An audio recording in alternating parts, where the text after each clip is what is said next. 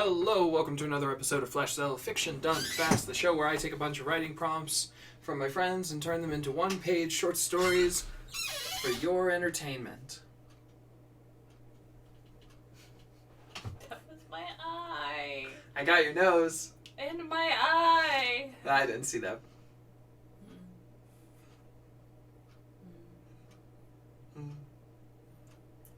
Hey, look, guys, I got a nose. Why are you poking me? You took my nose and poked me in the eye. You weren't using them. I was. Can't prove it.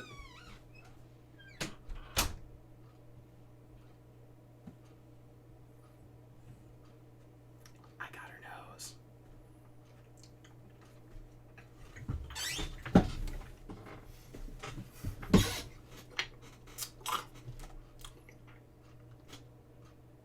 How's everyone doing today?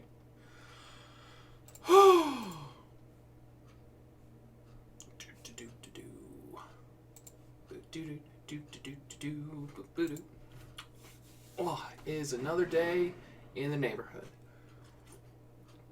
We've seen it. I was about to say we've seen evidence, but then I was like, no, we've just seen another cat roaming around. Oh, so mysterious, fluffy one. We don't have a real name for this one yet, but they won't come close. Every time we've like kind of poked our head out the door, they just book it. So,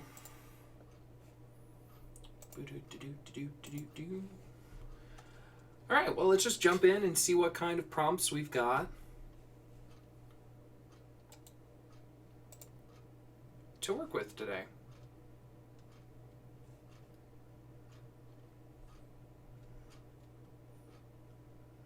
Okay. So, we're still working through the last of Viramat 89's Christmas Dump. We have the most traumatizing bedtime story ever told. Scientists examine a zoological oddity, a reindeer with a bioluminescent nose. The Earth has stopped spinning. In the apocalyptic wasteland that ensued, only one man can make a difference. His name is Kwakka Johnson. Natanshi gave us an alien abducts a person wanting to eat an alien. Swooby gave us socks are the only safe way to leave the house, but also socks are snakes.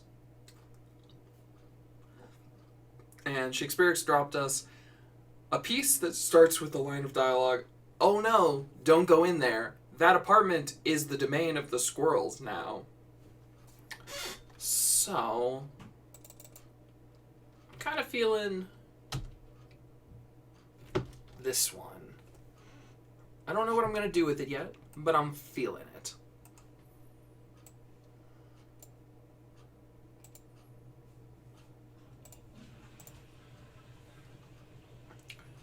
We are on to our 103rd story. Go us. Okay, actually I'm going to take a moment to fix these because this is the 104th story. I just didn't update my numbers because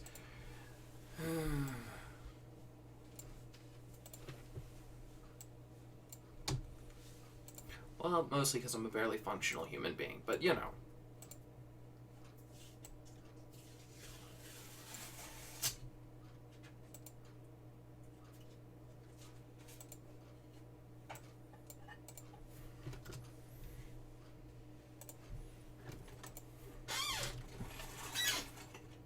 Okay. And then I think I did this wrong.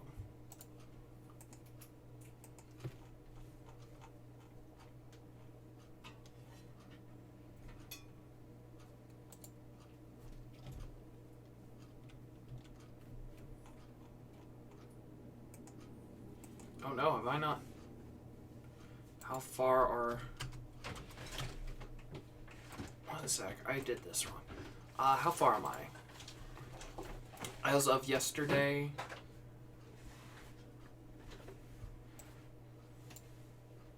I hit a total of 33,575 words, which means I have, looks like I have to do, I have 50 stories remaining to hit, for anyone who's curious, to hit the minimum length of a novel, basically.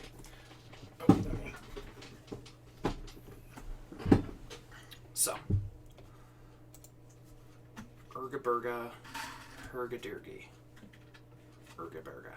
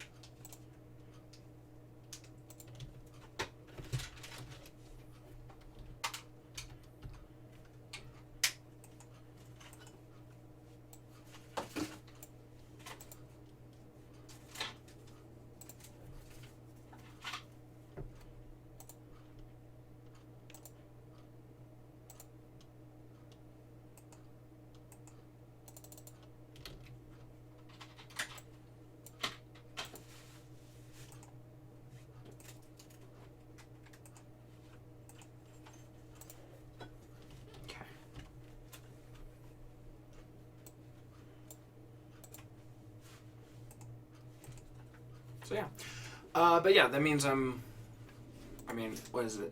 67.15% of the way, approximately, toward my word goal, which is, cool. I try not to think too much about that, even when I'm working on like a bigger, or especially a bigger project. It's like, it'll come when it comes, kind of thing. But yeah.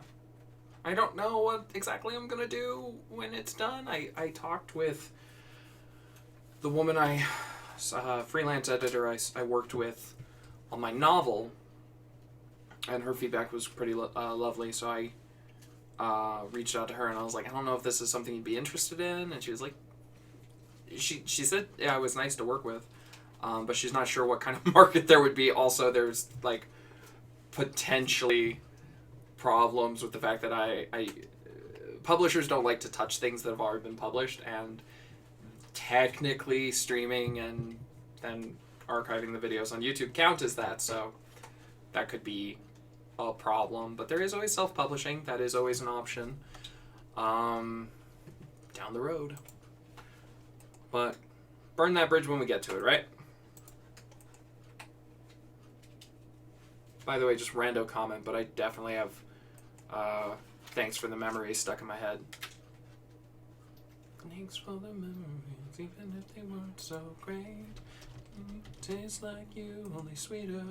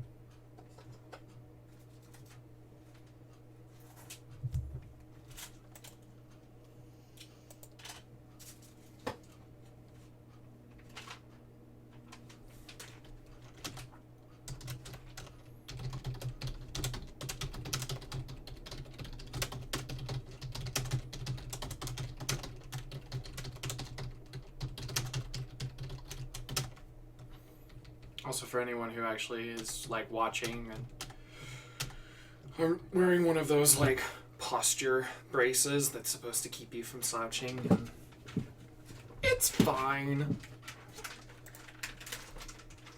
You can tell because of the smile on my face.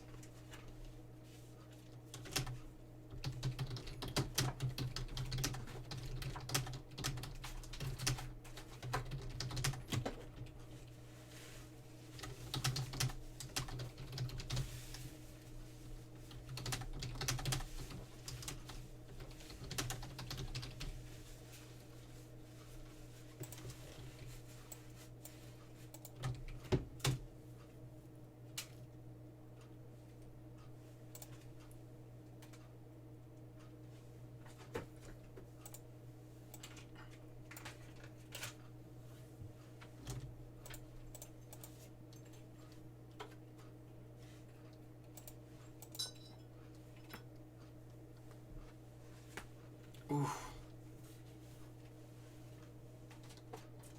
Everything's stiff and cracks.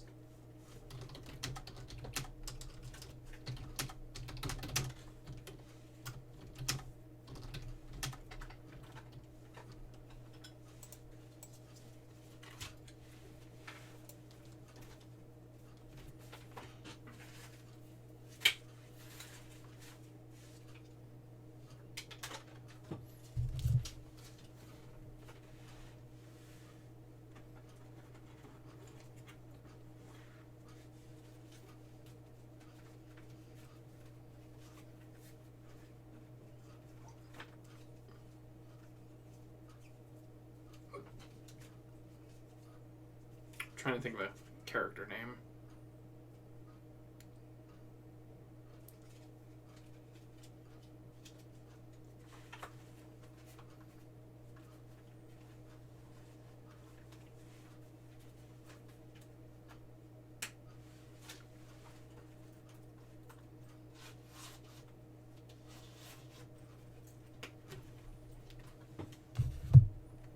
Gavin.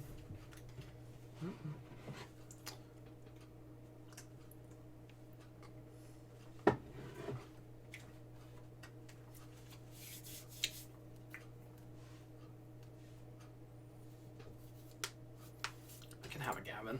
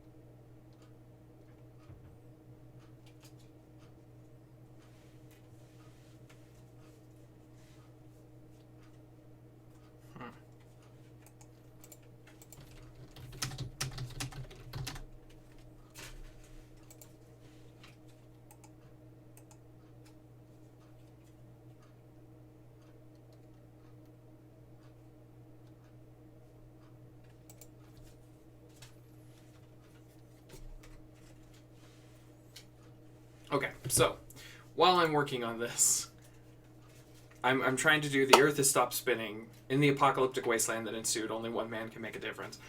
If I'm just going to read you what this says. If the Earth stopped spinning suddenly, the atmosphere would still be in motion with the Earth's original 1,100 mile per hour rotation speed at the equator. All of the land masses would be scoured clean of anything not attached to bedrock. This means rocks, topsoil, trees, buildings, your pet dogs, so on would be swept away into the atmosphere.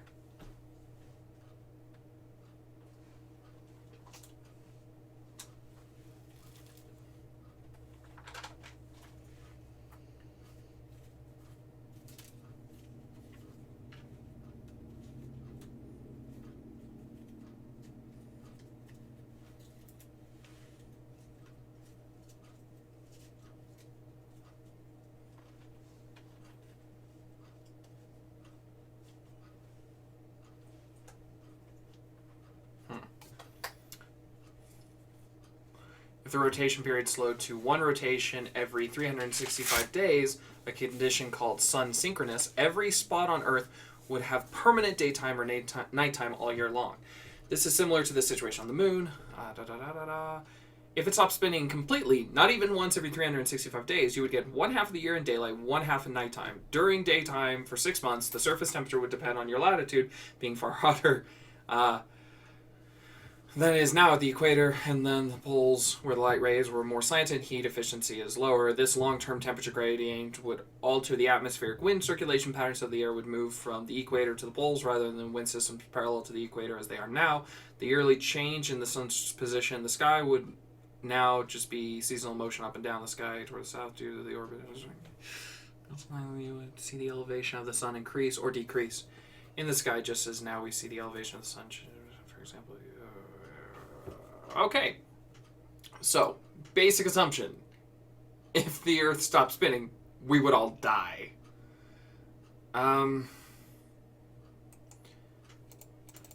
Could life exist on geosynchronous in a geo?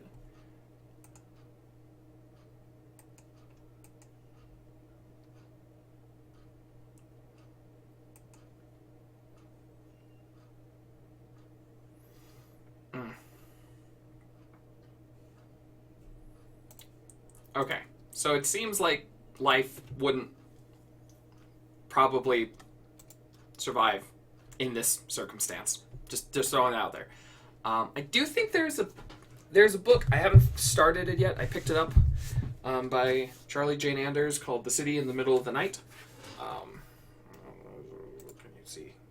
That I want to read. I think it is about life on a planet that is in geosynchronous orbit. So, half of it's in sun, half in darkness. I just haven't had the time. I did start reading. I finished The Invisible Life of Addie LaRue. It was wonderful. I cried. And then I started this book, Chuck Wendig's Wanderers, which is about a pandemic. And so far it's also very good. I've followed Chuck Wendig for 7 years online. Anyways.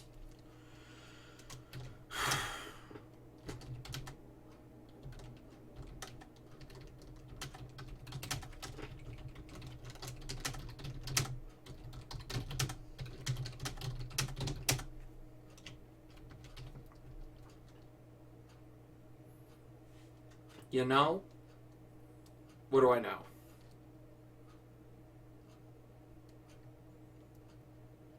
For a guy who doesn't have time to read The Lightbringer, you sure read a lot.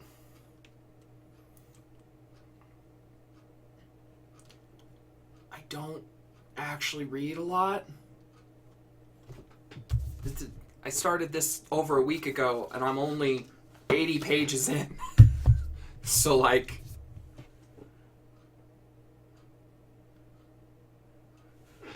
think I've only read 3 books since this would be the 3rd book that I've started. So I've read 2 books since August.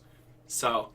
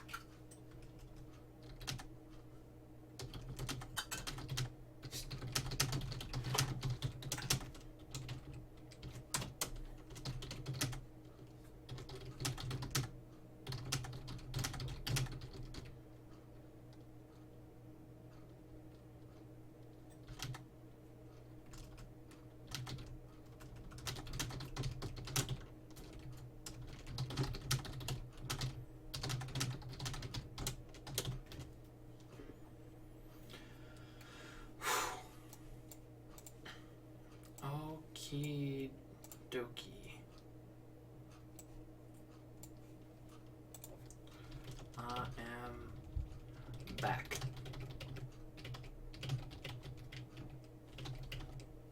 Like how I seem to have scared... I've left Scarlet Fury speechless. I said, I don't read nearly as much as I'd like to. And not a peep. Alright. So... Yeah, so this prompt was from Virmat. It was, the Earth stopped spinning and the apocalyptic wasteland that ensued. Only one command can make a difference. His name is Kwakka Johnson. And I need to ask him if this is a reference to something. Nah, I get it. Yeah, that's fair.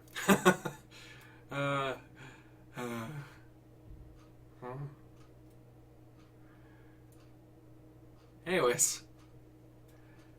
So, let's just jump into it. Arcade knew the stranger was coming long before he arrived at the gates of the camp. What little sunlight reached them here cast the man's shadow a long way. What little sunlight reached them here cast the man's shadow a long way. Gavin, Arcade said, catching the attention of his assistant, servant, whatever helped you survive in the wastes. Invite our guest inside. It had been generations since humans had dared leave the safety of the vaults. It had been generations more since the planet had ceased spinning entirely. I feel like I should do more. What if I move this down? Okay, wait.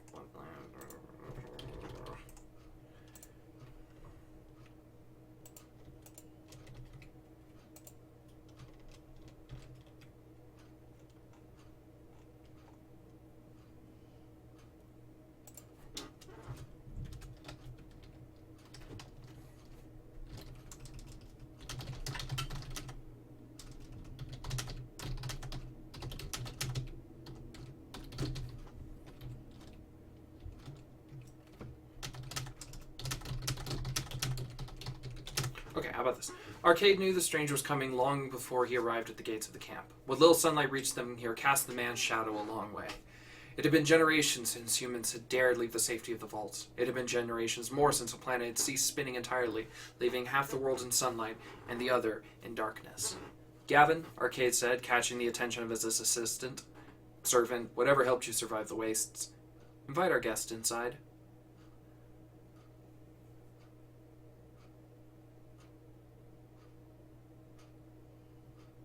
Can I? Okay, I guess I just jumped straight to... Huh. Apparently this one needs a little bit of work.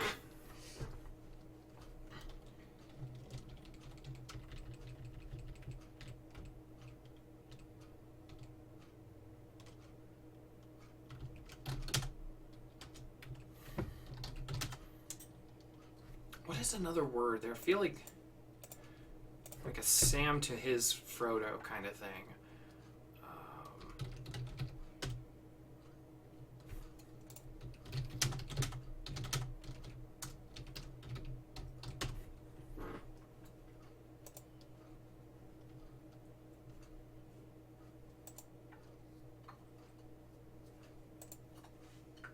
His gardener.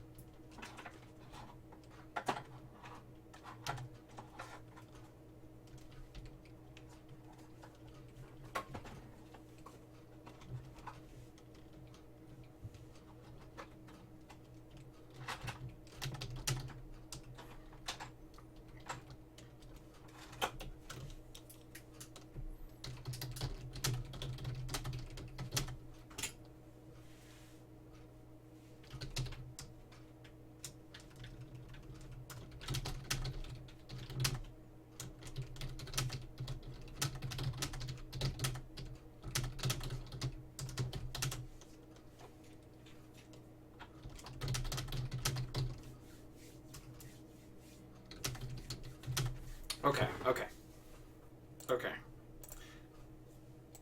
His gardener, his Watson.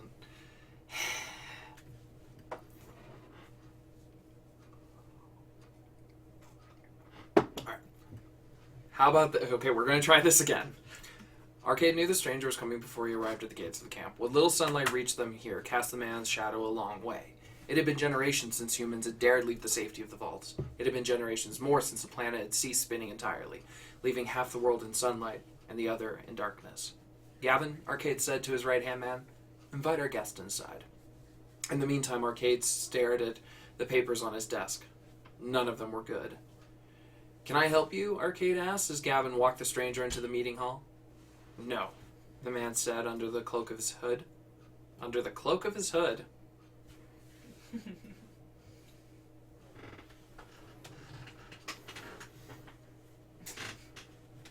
Cloak of his hood. You got something to say, bitch? He's got a cloak on his hood. Give me a pillow.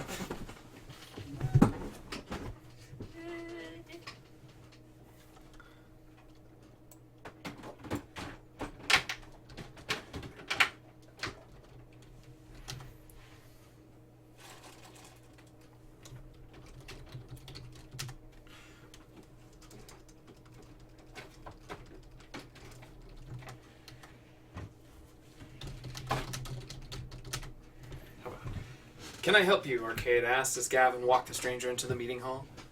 No, the man said from under the darkness of his hood, but I can help you. You got a name, or should I just call you the Good Samaritan then? The man under the hood hesitated. My name is Kwakka Johnson. Arcade stopped, blinked, and looked at the man. Say that again? Kwakka Johnson, he repeated with even less confidence this time. I see. Well, Kwakka, I'll tell it to you straight. If you need work, we can't pay. If you need food, we can't provide. So unless you plan to materialize a way for this camp to survive out here... He didn't bother finishing the sentence. He'd seen enough. You should move on. I am not the only one, Kwakka said, pulling back his hood, trying to stand proud, his skin dark in the low light. Arcade was surprised by how young he was. Arcade leaned his head back.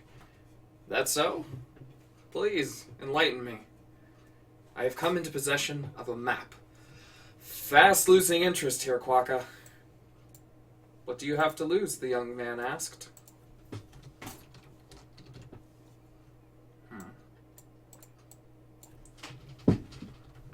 How about this? I have come into possession of a map that leads to an old world.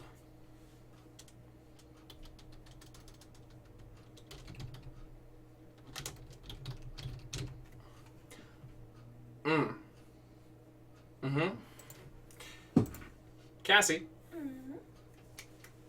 Sometimes I just feel like a typo is worth celebrating.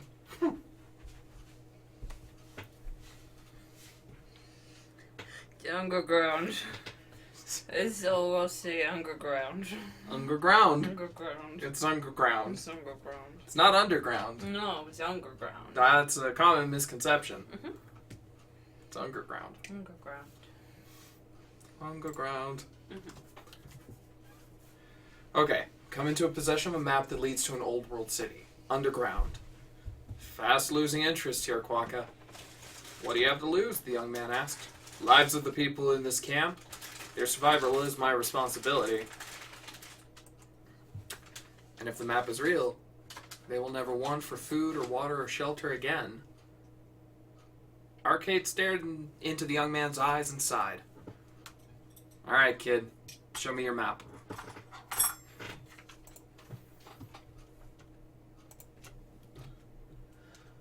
Whew. Not gonna lie, that one took a bit of effort. That one took a bit of finagling. I want to see more. I kind of want to know what this story is going to be, because I'm not going to lie, it wasn't until he said map until I was writing that I was like, okay, he's got a map to a thing.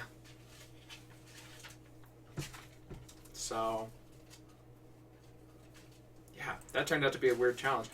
Also, and I think I talked about this before, but this seemed like this is either one of the universe's great coincidences, or I once explained to Viramat a project I was working on in college for my intermediate creative fiction class, and we had a character. It was a post-apocalyptic story about a character named Kwakka Johnson. Except that story was supposed to be, it was a post-apocalyptic story, and there was an EMP blast that knocked out all technology and power and shit. But in the context of the story, and I do think that this is funny. It was a terrible project. I hated working on it, but this was funny.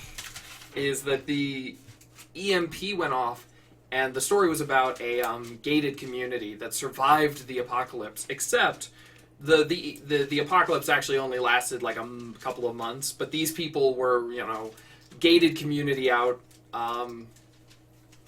in the middle of nowhere, so they never got the update. So they've been like totally self-sufficient the entire time. And this is where I was like, oh, that's kind of fun. But then their story, what the class came up with was that Kwakka Johnson worked for a television studio and is like parachuted into their city to make a reality TV show out of them. So, yeah. Interesting story.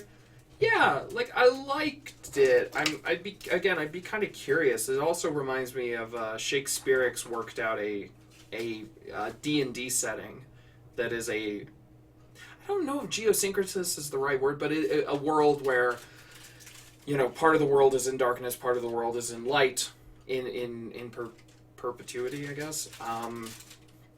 And people live in the ring of like twilight.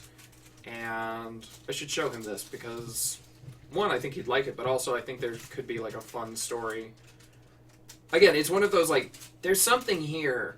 I would love to kind of explore more of it, but not today. You hear that, Cassie? What? Not today. Not today?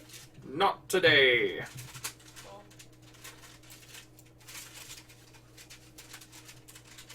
Underground. Underground. It's right up there with groceries. Right up there with groceries.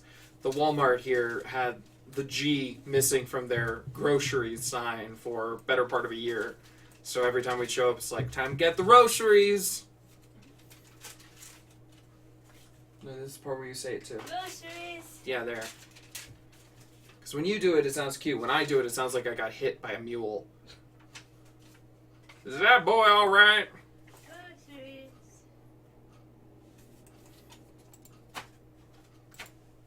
That boy ain't been the same since he got kicked by a mule.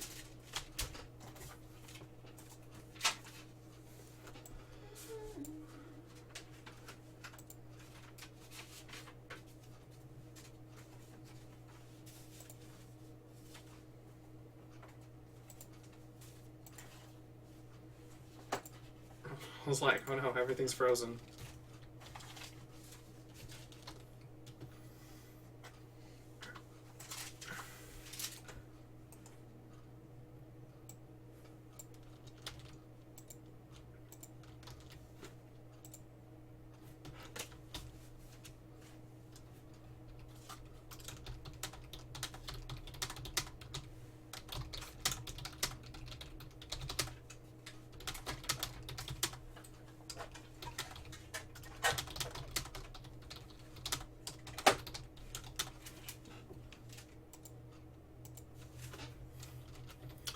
Okay, so I'm gonna try my hand at Shakespeare's prompt. A piece that starts with the line of dialogue, "Oh no, don't go in there. That apartment is the domain of the squirrels now."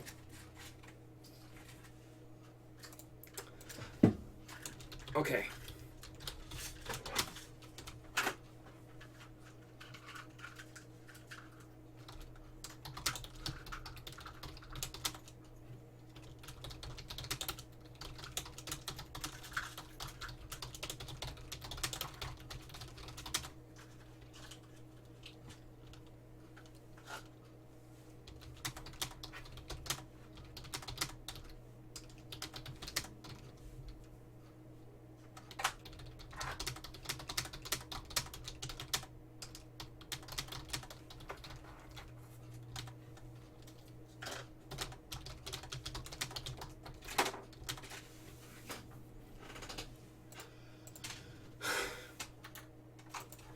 I mean,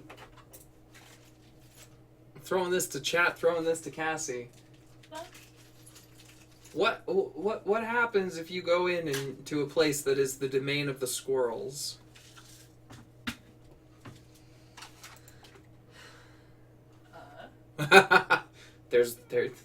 That's a question, huh? Indeed it is. Because obviously, Are they benevolent squirrels? they're squirrels.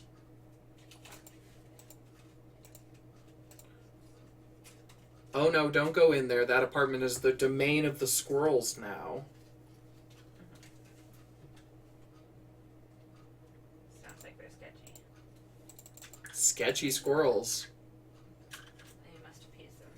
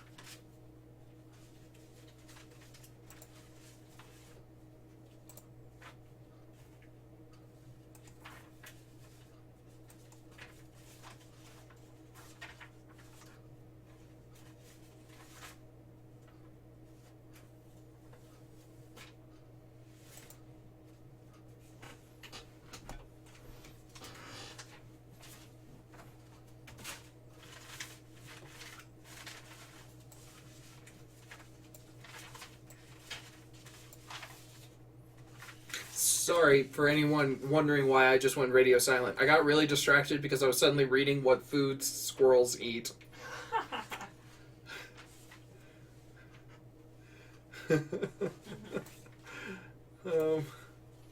Fact. Squirrels can remember their human friends. If you show up to the park with pockets full of food for the squirrels, they'll associate snack time with you. They can recognize you and show excitement at seeing you.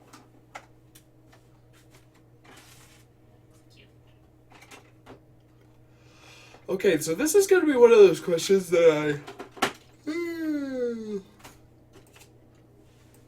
people ever just, like, I don't know, shove a bag of peanuts in their pocket?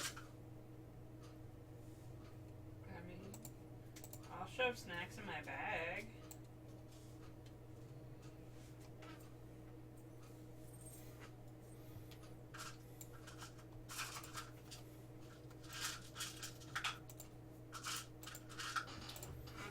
Okay, I think I know the shape of this story. I think I got it.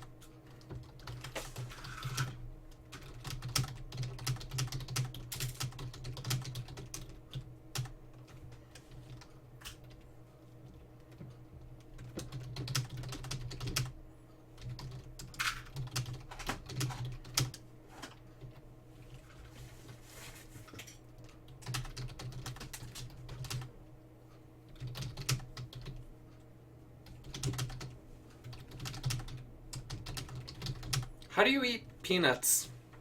I'm allergic to this shit. I don't. How does this work? I mean, if you get ones with shells, you take their shell off and then you eat them. Otherwise, you just kind of eat them. Okay. So like the kind of shells you get on an airplane, or peanuts you get on an airplane, those like already shelled. They're just in a piece of like a package.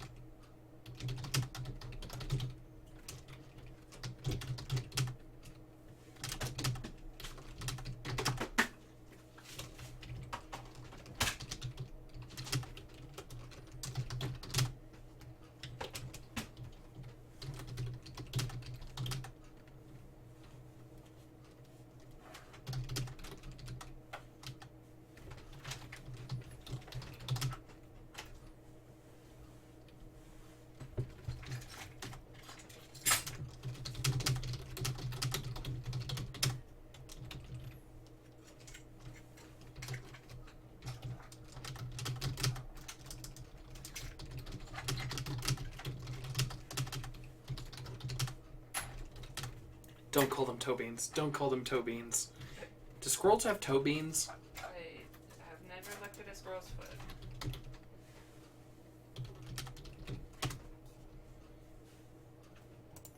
Oh. I don't want to buy squirrels' feet.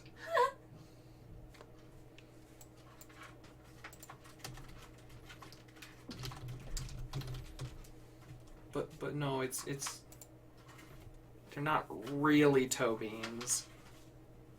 Not really. Kinda. Zero comments on Reddit. Kinda toe beans. I have never seen the bottom of a squirrel's foot. Good.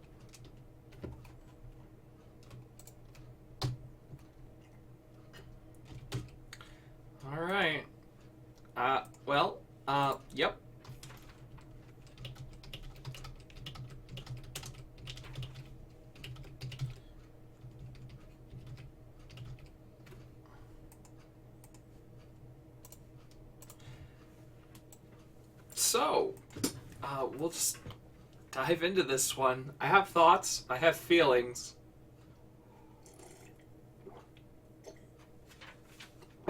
Usually you can kind of tell just based on my mood coming out of writing it. But let's see how that turned out. Oh no, don't go in there. That apartment is the domain of the squirrels now. J.D. looked past his friend Gulliver at the abandoned apartment building. Sure, it was more run down than the last time he was in town, but not by much. Oh, come on, man. You don't want to break in for old time's sake? He asked, popping another airplane peanut in his mouth. They had spent the better part of high school sneaking in and smoking weed there, so it almost felt wrong not to revisit it while he was back home. I'm telling you, man. Squirrel domain. Fuck it, he said. I want to go inside.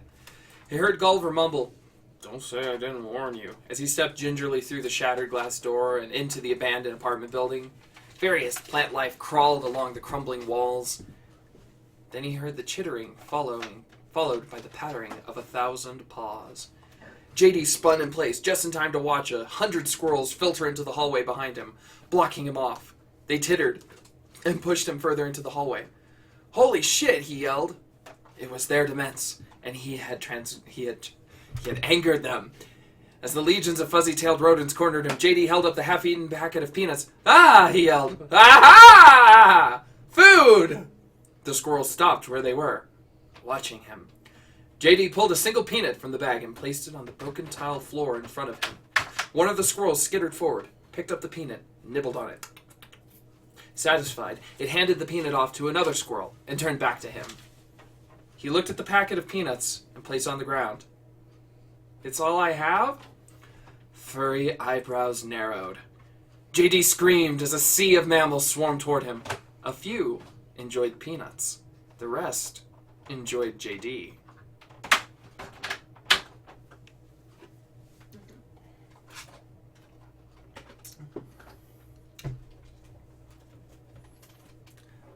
The myriad ways that people die in these stories almost upsets me.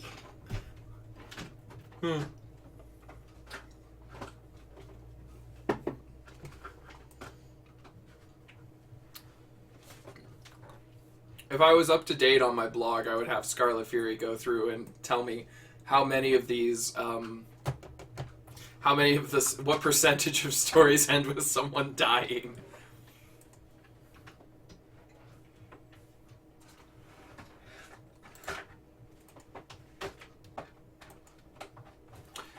Oh God. So we hit interesting story and oh God. That was today's output. Is that a good oh God Scarlet Fury or I need a little more context on the emotion that's going through here right now.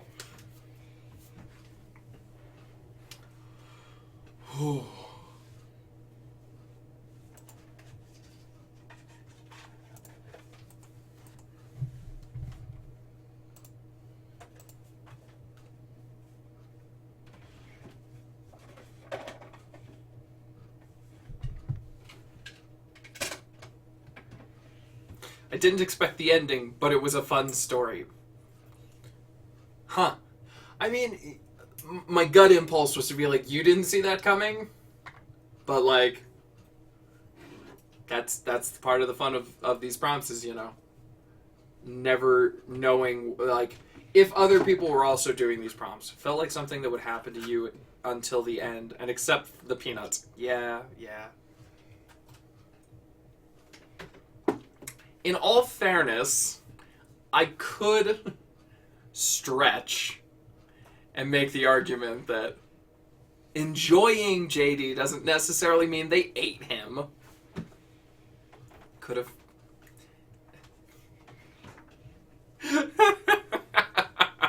I could make it worse and say, the rest had their way with JD.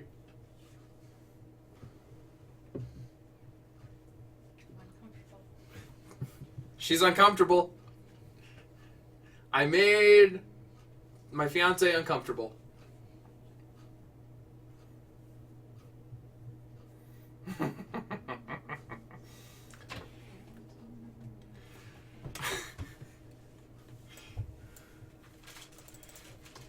Will squirrels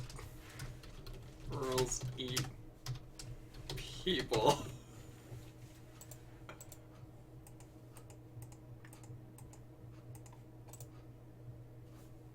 This isn't a Squirrelator origin story. Yes. I love it.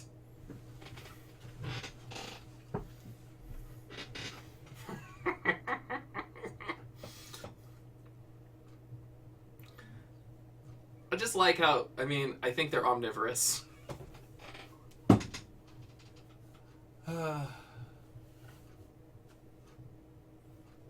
Family is out with their little whippersnapper in his remote control car again.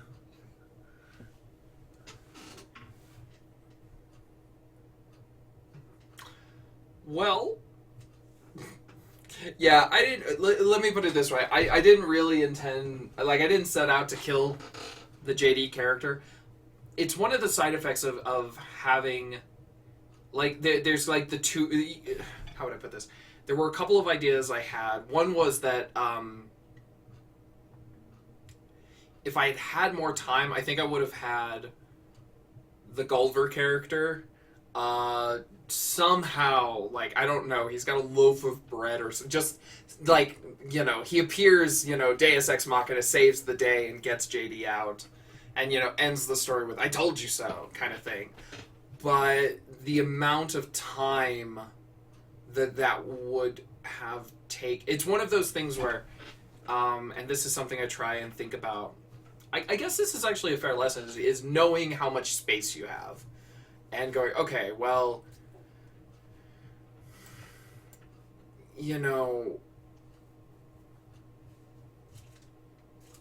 because of the way I'd written this, so if I was to do that, plot twist, this is how Markiplier actually became king of the squirrels.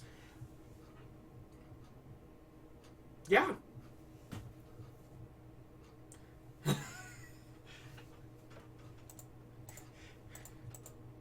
Just add that at the end. The rest enjoyed JD. And that's how JD became king of the squirrels.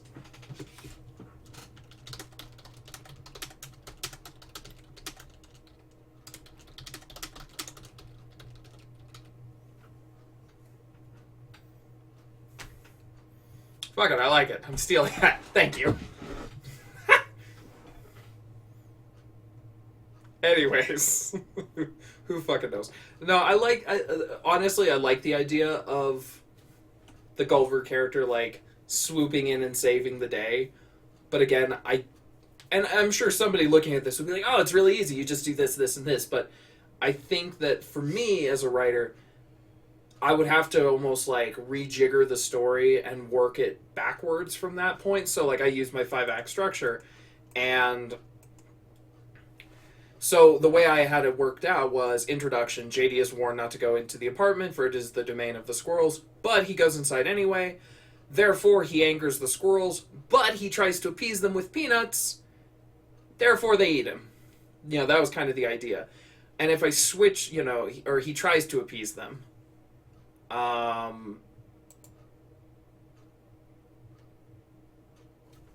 So,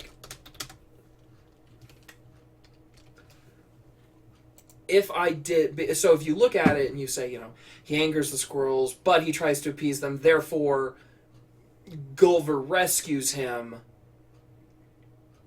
it works, but I feel like I'd have to have had that in mind at the start, and who knows, the more I talk about it, I might go back and try and fiddle with that. I'm curious. Erkber. 1, 2, 3, 4. So structure-wise, that would be...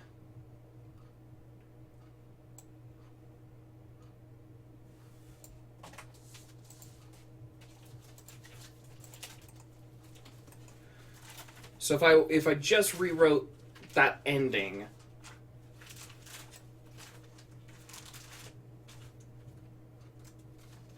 yeah. So I think there's a fun version of this. I might rewrite it on my off time and maybe read it on a stream later. Where because one of the things I've noticed is I try to if I feel like I have an idea, am I even on camera anymore? Oh. Barely.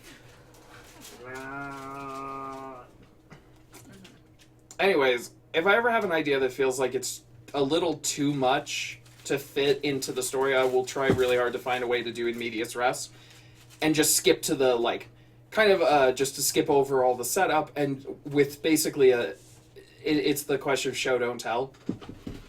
So in this case, I would tell what was the first, him, learning about, oh, it's the domain of the squirrels and stuff.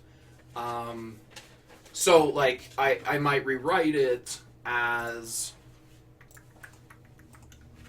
oh no, don't go in there, that apartment is the domain of the squirrels now. JD kicked himself. Why didn't he listen? As he stared at the sea of fucking, rodents before that had cornered him in, Why didn't he listen to Gulliver? Now he was trapped, staring into a sea of rodents. And then, now the structure can kind of, you start with JD is in trouble, and then you can end with Gulliver rescuing him, and it still allows the things to be a little more... It still adheres to the structure, but it allows this different take on the story. And I might do that later. I don't think I'm going to do it on the stream, because it's just been a long fucking week, guys. Alright. Having explained all that, I think I am going to wrap this up, though. So, if I do that, if I do end up rewriting it, I will let you guys know. I might read the second version some other time. Yeah, I don't know. Today was a weird headspace day. What can you do? Alrighty then.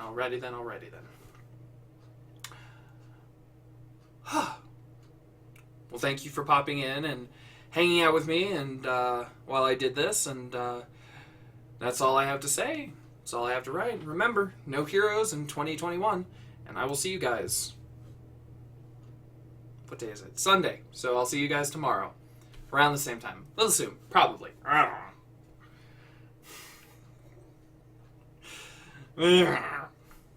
All right. See you guys next time. Bye.